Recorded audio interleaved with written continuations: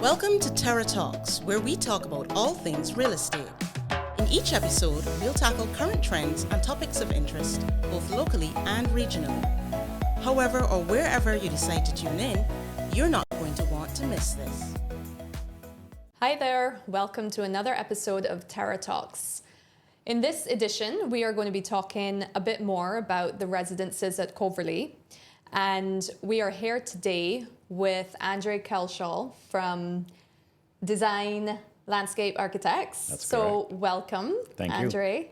And we're going to be talking about a really exciting feature that we have to share at the Residences at Coverley. So as some of you already know, we would have talked about that in our last episodes, where we are offering over 500 homes on this beautiful new project just west of the Villages at Coverley.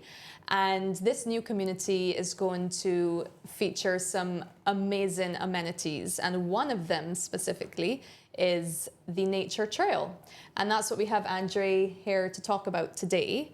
And yeah, so tell us more, Andre, about that. When you were first asked to design this feature for the residences, what was the vision and how did you feel about it? Well, thanks very much, Dominique, first of all, for having this opportunity. Residences at Coverley, I think, in our realm, is one of these very exciting, iconic regional projects that we are very excited to be involved with. The overall vision that we would have seen really kind of started with the excitement of the developer, Imagine Developments, and their excitement to create an opportunity, an asset to a project that really involves the entire community and creating what is known sort of as a green link through the entire heart of the Residences at Coverley.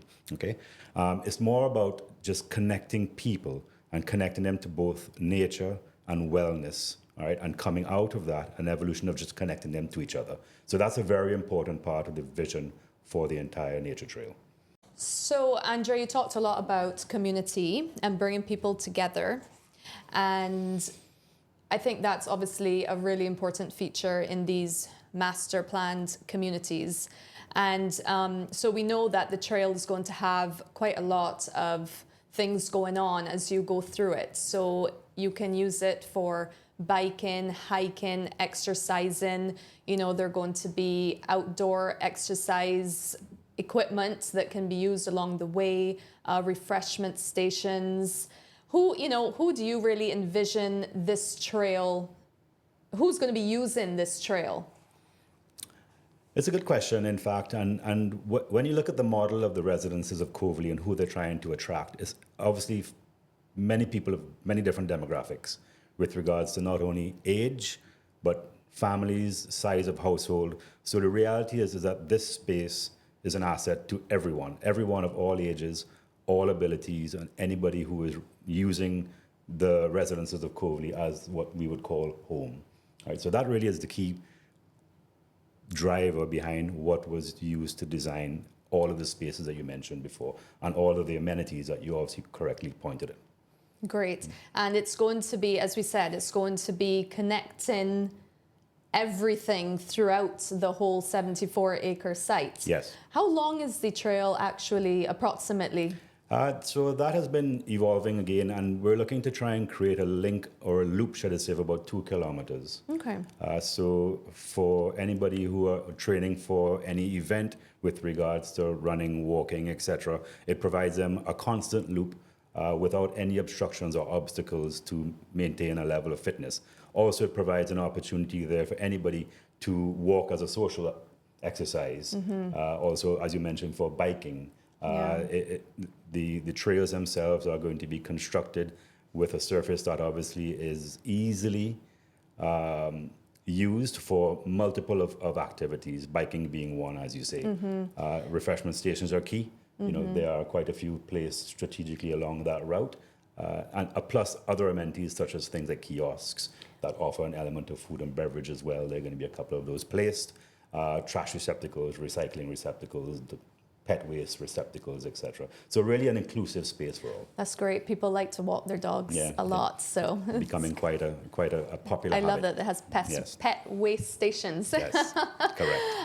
Okay, so in terms of visibility and security, you can walk this or bike this at night too then? Yeah, so one of the key components would have been really to emphasize the security element, as you mentioned, because as we know, in the climate that we live, a lot of the recreation and the fitness element happens either very early morning or later in the afternoon. So site lighting has been quite critical and well thought out along the entire nature trail.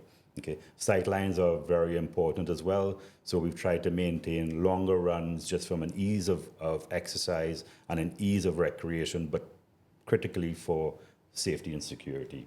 All right, we're trying to maintain a very heavy canopy of trees, but again, keeping sight lines by lifting canopies so that everybody is benefiting from what we call the shade factor, okay, heat island effect. We're going to reduce that as much as possible to make it as comfortable as possible, but at the same time, really emphasize the need for security at any time of day.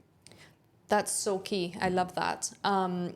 The other question I have for you, Andre, is about sustainability. So what kind of features have been included in this design, you know, from a sustainable element? I know the community does have a water reclamation plant, so a lot of the wastewater is directed there. So tell me more about the design along this nature trail, and I guess the overall design of the landscape and elements within the residences and how, you know, sustainable it is. Yeah, so very key question in today's world, because we are obviously in a very water scarce country, Barbados that is, and we really have to think about how we deal with something such as site runoff. All right, the engineers themselves, ourselves, the developer, again, all very, very keen on understanding how is that going to be solved, this area of site runoff. So simply by slowing water down across the surface of the nature trail to really allow for infiltration and recharge of aquifer is really what has been driving the element of sustainability from a drainage standpoint. All right, capture and discharge in very few places, because we really want this idea of the recharge of aquifers below. Other things would be utilizing materials that are locally produced, obviously just from a transportation and a carbon offset type situation. It's utilizing materials that are available here locally. And then the main thing on a nature trail, the key word being nature, is the planting. So planting itself, our palette has been quite selectively picked to be very adaptive, and that is one that can, I would say, live with our environment and live with our seasons without having a high element of maintenance placed on it for the operational side. Oh, that's interesting. Okay, that's great. Yeah. So, Andre, I know the nature trail actually has started. How is it going to then evolve over time as there is a phased approach to construction? Yeah. So what we've tried to do, and obviously follow the construction schedule, as you say, because it's a phased handover of multiple residences, is that the entire nature trail is a very flexible framework, and the intention is that it grows with the community. As housing is added, the nature trail itself then gets added. With the overall intention that the entire nature trail is finished even before all of the residences are complete. Okay. So everybody can enjoy the full feeling of that community involvement and recreation around the entire site, even before the last house is handed over. And the evolution of a space such as a landscape is very much more of it can be seen as a civic space where everybody enjoys. And not only do we have annual seasons with regards to rainfall, but we have annual seasons with regards to culture. And I see a lot of these spaces, or this particular space, the nature trail, evolving culturally and having art installations or, you know, impromptu cultural experiences or performances for everybody within the residences of Coverley to come out and emphasize that sense of community and enjoying the space and really kind of bringing Barbados into the nature trail itself. That is really exciting for people who will be living in the residences. So phase 1 is well underway. as we said, we have seen when we go on site, the trail has begun, and we've even got some trees in place, and it's really looking very exciting. So phase 1 is going to have 188 homes in total. We already have started approximately 35 of those homes, and they are well underway. We have 8 beautiful designs, and we would have mentioned before that, you know, we really have a design for everybody in mind. 2-story homes, single-story homes. It's a really well thought over concept, which has been in planning for several years now, and it truly is one of a kind, nothing like something we have in the Caribbean.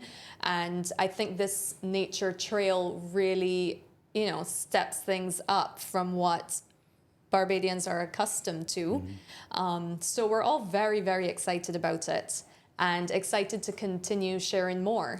Yeah, and I think that speaks very highly of the developer, Imagine Developments, in that they have really thought this through, and as I had mentioned previously, is taking what has been done and simply making it better. I would even go as far as saying perfecting it. The trail itself, and again, the vision, going back to the first question that we asked, is really something that we want to create a sense of belonging and something that's really unique in the offering at the Residences of Coverley. It's an amenity, in fact, that we believe is going to be an asset to not only the Residences of Coverley, but I guess the wider public when they go and they see. And we actually would go as far as saying, again, as this is going to become an asset and a value add to anybody purchasing within this development. You're not just buying a home. Precisely. You're buying, you know, a lifestyle to be Correct. part of this beautiful community, this well thought through, designed, master planned community. Yeah.